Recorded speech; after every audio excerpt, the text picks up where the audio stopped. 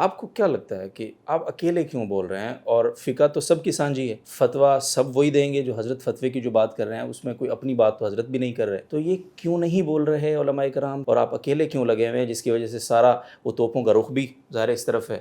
تو اس کو تھوڑا سا آپ دیکھیں، کچھ چیزیں تو اس کی وجوہ ایسی ہو سکتی ہیں کہ پاکستان کے ریاستی اداروں سے یا یہاں کے حکومتی اداروں سے، اسٹیبلشمنٹ سے، یہاں کے اور جو پالیسی ساز لوگ ہیں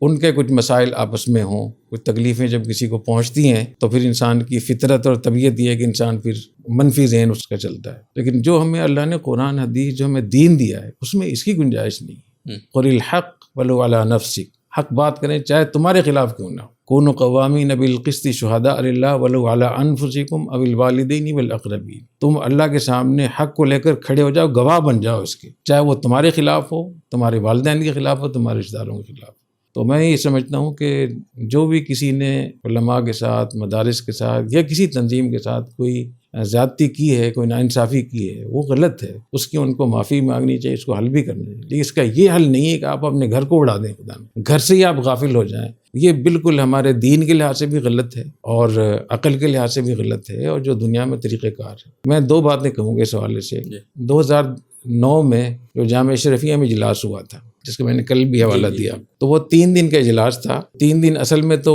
ایک انفرادی اجلاس تھا، اس میں 10 بڑے حضرات تھے. اس کا پھر نتیجے کا اعلان ہوا 200 علماء کرام، اس میں بڑے بڑے حضرات پورے پاکستان سے علماء. اس میں یہ اعلان کیا گیا کہ ہم سارے مل کے اعلان کرتے ہیں کہ پاکستان میں ہتھیار اٹھا کر لڑنا ناجائز اور حرام. یہ 2009 یا 10 کی بات ہے، پوری تاریخ مجھے یاد نہیں. اس کے بعد جب پیغام پاکستان جب آیا تو پیغام پاکستان میں بھی سب حضرات نے، سب کے دستخط موجود ہیں اور وہ کئی سال اس پہ بات چیت ہوتی رہی. تو جو کچھ میں بات کر رہا ہوں میں یہی کہہ رہا ہوں کہ اسلامی ریاست میں قانون ہاتھ میں لینے کی اجازت نہیں ہے. اپنے طور پہ عسکری تنظیم بنا کر حملہ کر دینا ملکوں پہ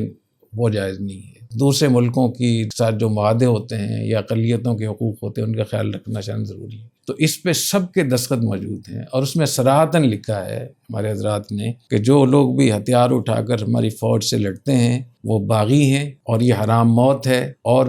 پاکستان کے لوگوں پر فرض ہے کہ اپنی فوج کے ساتھ فوج کی شانہ بشانہ کھڑے ہوں اور فوج کو سپورٹ کریں. یہ سب نے دستخط کیے ہیں سب نے. تو یہ 2 چیزیں ایسی سامنے. تیسری بات یہ کہ میں یہی رہتا ہوں، سب علماء سے میں بات کرتا ہوں، بڑے چھوٹے سب سے، تو مجھ سے سبھی کہتے ہیں کہ آپ صحیح کہہ رہے ہیں. جب میں صحیح کہہ رہا ہوں، فتویٰ بھی آپ دے رہے ہیں، پیغام پاکستان پہ بھی دستخط کر رہے ہیں، اجتماعی طور پر بھی بات کر رہے ہیں، تو اس کے بعد پھر آگے بات کرنا کیوں نہیں؟ یہ سوال مجھ سے نہ کریں کہ آپ اکیلے کیوں ہیں. ان سے پوچھیں کہ جب سب آپ لوگ اس سے متفق ہیں صحیح لحاظ سے، تب یہاں حملے ہو رہے ہیں، علماء کرام شہید ہو رہے ہیں، تو مسجدوں پہ حملے ہو رہے ہیں، عام لوگوں پہ حملے ہو رہے ہیں، فوج پہ حملے ہو رہے ہیں، ملک برباد ہو رہا ہے، معیشت برباد ہو رہی ہے اور دن بدن ہمیں بلیک میل ہونے کے لیے دنیا کے سامنے ہم پیش ہو رہے ہیں، تو کب ہم بولیں گے؟ تو یہ سوال علماء کرام سے کرنا چاہیے، یہ مجھ سے نہ کریں. البتہ میں یہ ضرور کہوں گا کہ علماء کرام کے پاس جانا چاہیے، ان کو بلانا چاہیے، ان کو حوصلہ دینا چاہیے کہ آپ نے جو کچھ کہا تھا، جو کچھ لکھا تھا، اس پہ آپ کے سائن ہوئے تھے، وہ صحیح تھا، اس حق پہ آپ کھڑے ہو جائیں. اور بہت سے لوگ ایسے ہیں جن کو میں ذاتی طور پہ جانتا ہوں کہ وہ بالکل تیار ہیں، لیکن وہ کہتے ہیں کہ حکومت نے ہمیں سیکورٹی نہیں دی، کل کو ہمیں ویسے ہی اٹھا کے لے جائیں گے تو ہم پھر کیا کریں. تو میرا یہ خیال ہے کہ یہ جو خوف ہے، یہ خوف ایک حقیقت ہے کہ آدمی اپنی حفاظت کو مقدم کرتا ہے. لیکن اگر زیادہ تعداد میں لوگ بولنا شروع ہو جائیں تو البلوى اذا عمت خفت، جب سب لوگ بولیں گے تو کوئی ایک آدمی تو اس کا نشانہ نہیں بنے گا. دوسری بات یہ ہے کہ ہماری خاموشی کی وجہ سے ان کو لوگ مل رہے ہیں، نوجوان مل رہے ہیں. ان کو اگر 5 لوگ گرفتار ہوتے ہیں، مارے جاتے ہیں، تو 50 تیار ہیں. 50 کو آپ پکڑتے ہیں تو 500 تیار ہیں. تو یہ جو ایک مسلسل ان کو نفری مل رہی ہے، یہ ہماری خاموشی کی وجہ سے مل رہی ہے. اور میں ذاتی طور پر اس بات کو سمجھتا ہوں، مجھے ڈر لگتا ہے کہ جو کچھ قتل و غارت گری ابھی ہو رہی ہے، جو نقصان ہو رہا ہے، جہاں ہمارے ریاستی اداروں کی ذمہ داری ہے، جہاں ہماری حکومت کی ذمہ داری ہے، بیوروکریسی کی ذمہ داری ہے، جہاں ہماری پارلیمنٹ کی ذمہ داری ہے، جہاں ہمارے اپوزیشن کی ذمہ داری ہے، جہاں ہمارا میڈیا ذمہ دار ہے اس کا، وہاں ہمارے مذہبی حضرات بھی اس کے باقاعدہ اتنی ذمہ دار ہیں، بلکہ ہو سکتا ہے کہ وہ زیادہ ذمہ دار ہوں، کیونکہ آپریشنوں سے تو مسئلے حل ہونے والے نہیں ہیں، اور اتنی خطرناک چیز قوم پرستی کی بات ہو یا مذہب کا نام ہو، دونوں کا حل علماء کے پاس ہے۔ اگر بلوچستان میں کوئی فوجی جا کر ان کو نصیحت کرے، یا کوئی پارلیمنٹ کا آدمی یا اپوزیشن لیڈر والا یا کوئی وزیر اعلیٰ وزیر اعظم، وہ لوگ سنیں گے؟ سوال ہی پیدا نہیں ہو سکتا۔ ایک عالم دین کھڑے ہو کر بات کرے کہ قوم پرستی حرام ہے ہمارے دین میں، وہ قرآن کی آیتیں سنائے گا، حدیث سنائے گا، نبی کریم صلی اللہ علیہ وسلم کی سیرت ان کو آگے بتائے گا، تو لوگ اس سے خوش ہوتے ہیں، لوگ مطمئن ہوتے ہیں۔ تو قوم پرستی کا علاج بھی علماء ہی کریں گے، اور مذہب کا جو غلط استعمال ہو رہا ہے اور اس کی وجہ سے افغانستان کی عمارت اسلامیہ بھی نقصان ہو رہا ہے اور پاکستان کا بھی، اس کا علاج بھی زیادہ تر علماء۔ تو میرا یہ خیال ہے کہ علماء کرام اس جو اسٹیک ہولڈرز ہیں نا، اس میں سب سے اہم علماء کرام کی ذمہ داری ہے۔ اور اگر یہ ہے کہ ہم خوف کی وجہ سے نہیں ہم بولتے، تو یہی بات ہم حکمرانوں کے ذمہ بھی لگاتے ہیں کہ تم امریکہ سے ڈرتے ہو،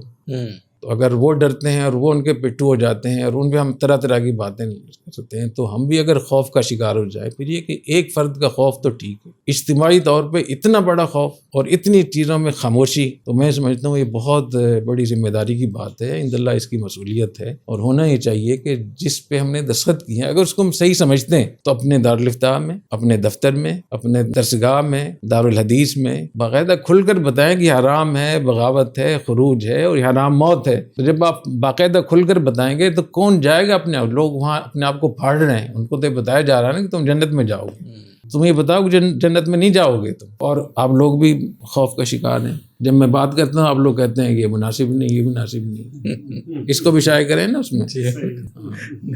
تو مجھے تو دیکھیں، میں آپ کو صحیح بتاؤں، جتنی چیزیں یہاں سے شروع ہیں لوگ مجھے بہت برا بھلا کہتے ہیں، تو مجھے پورا اس کا اندازہ ہے جو مجھے تھریٹ ہیں مختلف تنظیموں کی طرف سے، مختلف سے، لیکن میں یہ سمجھتا ہوں کہ اللہ تعالیٰ کے ہاں میں کیا جواب دوں؟ دنیا میں تو ٹھیک ہے میں چپ ہو جاؤں گا، لوگ اگر میں 2-4 فوج کے خلاف باتیں کر دوں تو مجھے لوگ بہت بڑا شیخ اور بہت بڑا ہیرو بنا لیں گے، اللہ تعالیٰ کے کیا جواب دوں گا؟ تو میرا معاملہ اللہ تعالیٰ کے ساتھ ہے، اور اگر کوئی مجھ پہ حملہ کرتا ہے خدا نخواستہ، تو میں یہ سمجھتا ہوں کہ حضور اکرم صلی اللہ علیہ وسلم نے فرمایا کہ خیر قتیل تحت عدیم السماء، کہ خوارج کے ہاتھوں جو آدمی قتل ہوگا وہ اس آسمان کے نیچے سب سے بہترین افضل الشہداء ہوگا۔ تو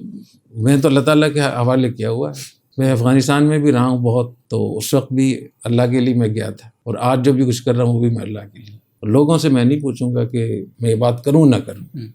ہاں، اگر کوئی مجھے مشورہ دیتا ہے، اس کے ذہن میں کوئی بات ہے، حق بات ہے، مجھے بتا دیں، میں بالکل غور کروں گا، مجھے سمجھ میں آ گئی تو میں مان لوں۔